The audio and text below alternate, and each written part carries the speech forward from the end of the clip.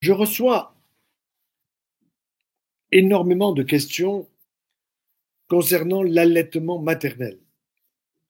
Et il faut que je vous réponde d'une manière la plus scientifique possible.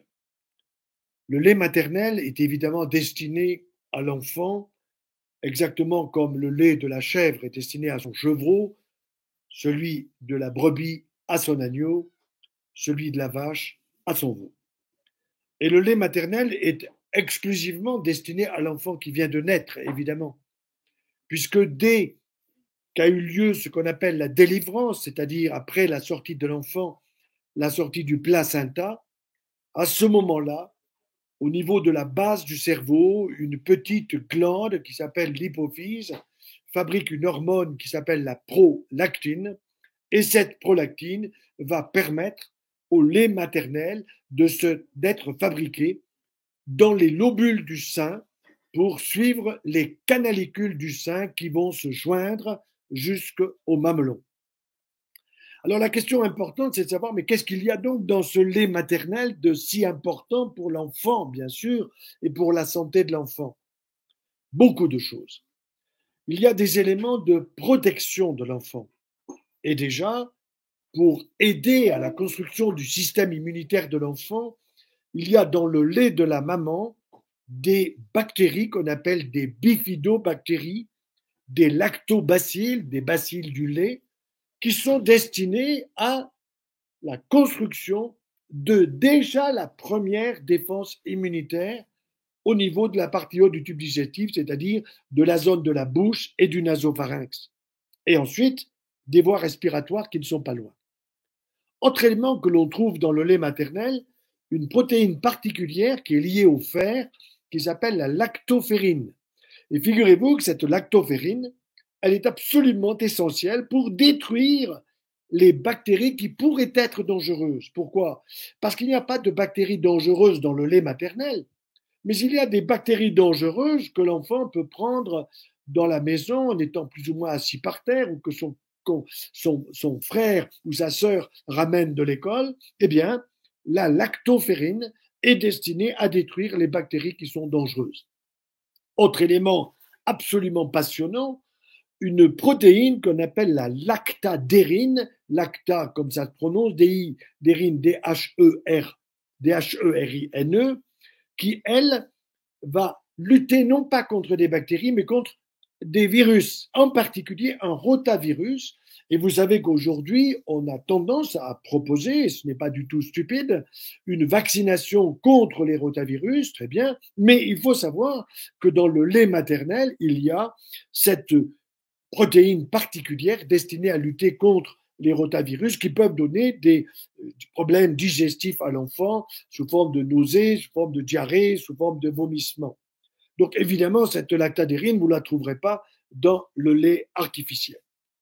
Autre élément, des oligosaccharides, qui sont des produits de sucre, si vous voulez, de glucides reliés les uns aux autres, qui ne sont pas très nombreux, mais qui ont pour rôle de lutter contre des colibacilles, là encore contre des bacilles, c'est-à-dire contre des éventuelles infections, et qui ont un rôle démontré contre des champignons qui seraient en excès, du style des Candida albicans, qui est très bien connu des infectiologues.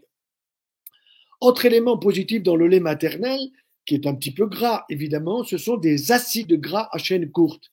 Il y a des acides gras à chaîne courte, à chaîne moyenne, à chaîne longue, qui sont dans notre corps, dont nous avons besoin. Certains sont essentiels et d'autres le sont moins. Eh bien, ces acides gras à chaîne courte, qui sont dans le lait de la maman pour son bébé, sont destinés à la construction, à la vie des cellules du côlon et du rectum, donc du tube digestif de cet enfant. Et figurez-vous que ces cellules du tube digestif, du côlon et du rectum, elles ont une durée de vie qui n'excède pas une petite semaine, entre disons 7 et 8 ou 10 jours. Également dans le lait maternel, on trouve des anticorps. Immunoglobulines A. On sait qu'il y a des immunoglobulines, c'est-à-dire immuno-immunité. Globuline, ça veut dire protéines qui ont des formes de petits globules, si vous voulez, bien sûr, qui ne sont pas visibles à l'œil nu, mais qui circulent à la fois dans le sang maternel, dans le sang de l'enfant, dans le lait maternel. Et ces immunoglobulines A, eh bien, passe à travers le lait maternel pour aller aider l'enfant parmi ses défenses immunitaires.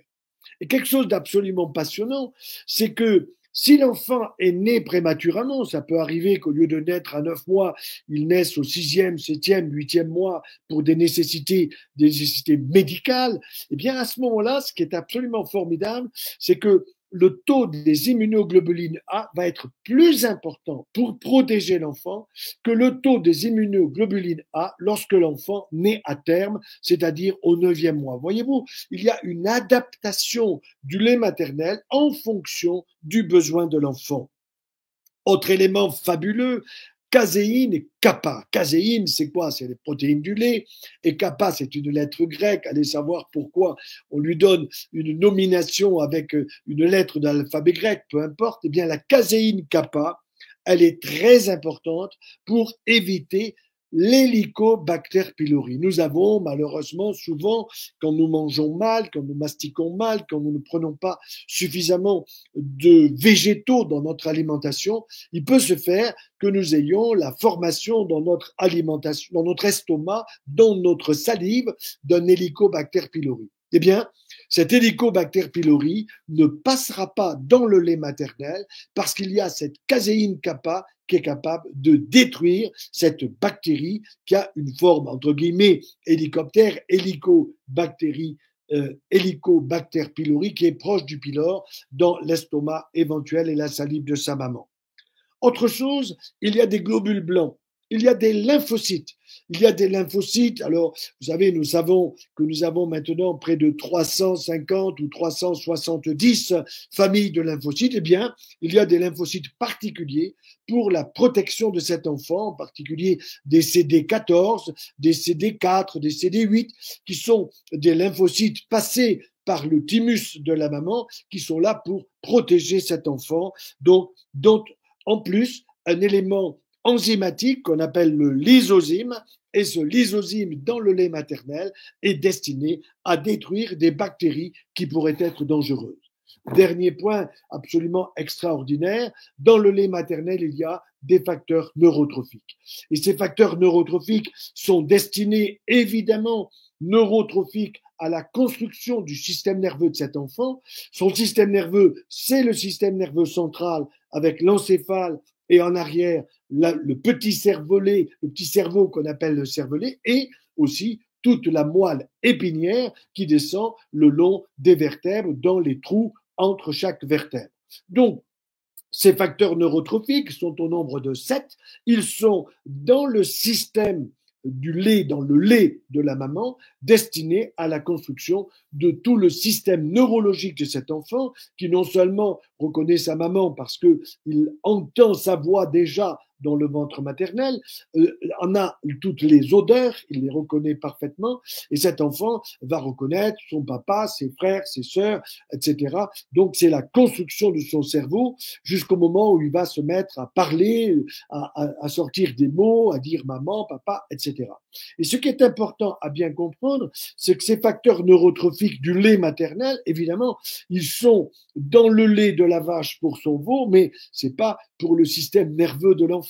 Ce sont des facteurs de croissance qu'on appelle des facteurs de croissance qui transforment le corps du veau pour qu'il pèse 365 kilos après une année, alors que le petit bébé qui vient de naître, eh bien, s'il naît à 4 kilos, au bout d'un an, il en pèsera 5 de plus, grâce justement à ces facteurs neurotrophiques qui sont prioritaires pour la construction, non pas du corps de l'enfant, mais du système nerveux de l'enfant. Dernier point absolument passionnant, quand vous avez un bébé que l'on dit potelé, qui est magnifique, avec de belles joues, un beau visage et qui est un peu grassouillé sur ses mains, sur ses bras, sur son dos, sur son corps, eh bien, ne vous inquiétez pas, le gras, ce tissu gras qui est sous sa peau, est un tissu énergétique qui est destiné à fabriquer les neurones de son système nerveux central et de son système nerveux périphérique, c'est-à-dire la moelle osseuse, mais aussi tous les nerfs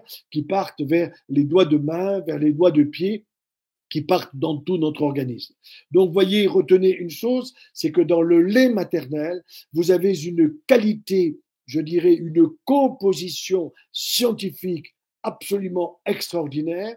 Il est dommage que les mamans ne soient pas, et les papas ne soient pas suffisamment au courant de ces qualités fantastiques pour la santé de l'enfant, qui sont des qualités naturelles, créées, si vous voulez, par l'architecte de la vie, qui permet justement, dans la transmission de la vie, la transmission de la santé. Je vous remercie et je vous dis à très bientôt pour de nouvelles informations.